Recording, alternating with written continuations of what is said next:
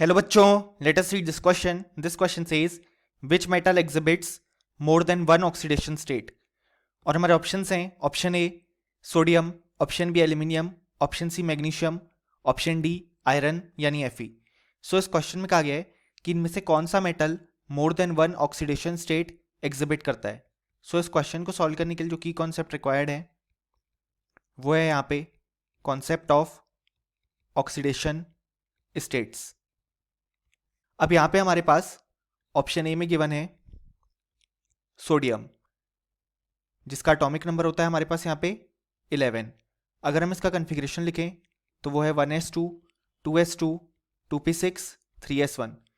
अब सोडियम यहाँ पे ये जो एक इलेक्ट्रॉन है उसे लूज करके Na+ आयन फॉर्म करता है और हमेशा एक ही ऑक्सीडेशन स्टेट शो करता है अपने सारे कंपाउंड में, जो कि होता है +1, क्योंकि इस इलेक्ट्रॉन के रिमूव होने के बाद यहाँ पे सोडियम को नोबल गैस कन्फिग्रेशन मिल जाएगा और वो स्टेबल हो जाएगा.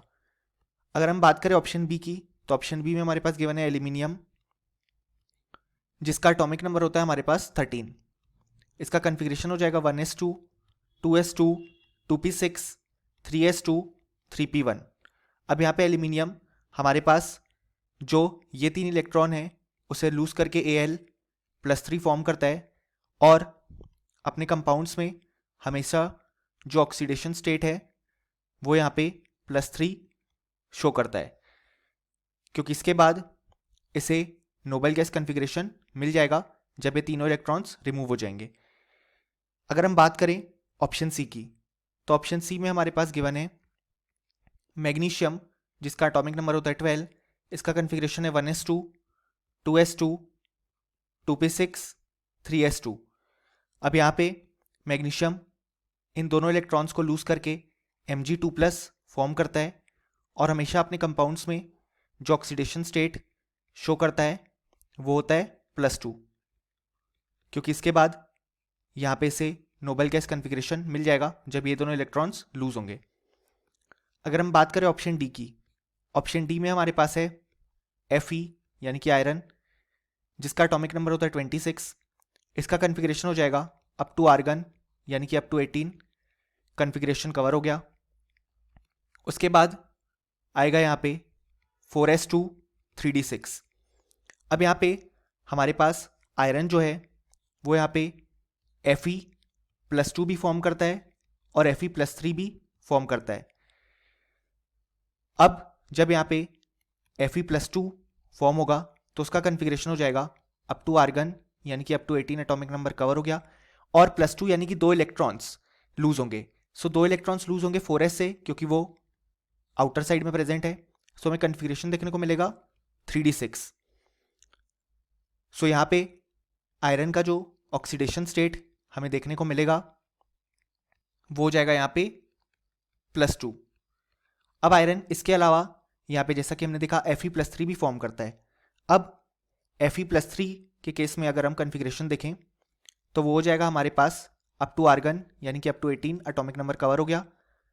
देन अभी यहाँ पे जब Fe+2 बना था तो 4s इलेक्ट्रॉन लूज हुए.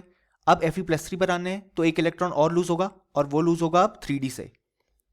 सो यहाँ पे आ जाएगा 3d5. अब यहाँ पे जो हमारे पास Fe+3 होता है उस केस में आयरन का ऑक्सीडेशन स्टेट जैसे कि हम देख सकते हैं यहाँ पे +3 प्रेजेंट है और यहाँ पे हम देख सकते हैं 3d5. सो अगर हम इसे ड्रॉ करें कुछ इस तरीके से होगा. यहाँ पे हम देख सकते हैं हमारे पास हाफ फिल्ड सबशेल प्रेजेंट है और हम जानते हैं हाफ फिल्ड सबशेल यहाँ पे स्टेबल होते हैं. सो इसी कारण से जो हमारे पास Fe+3 होता है वो Fe+2 से ज़्यादा स्टेबल होता है.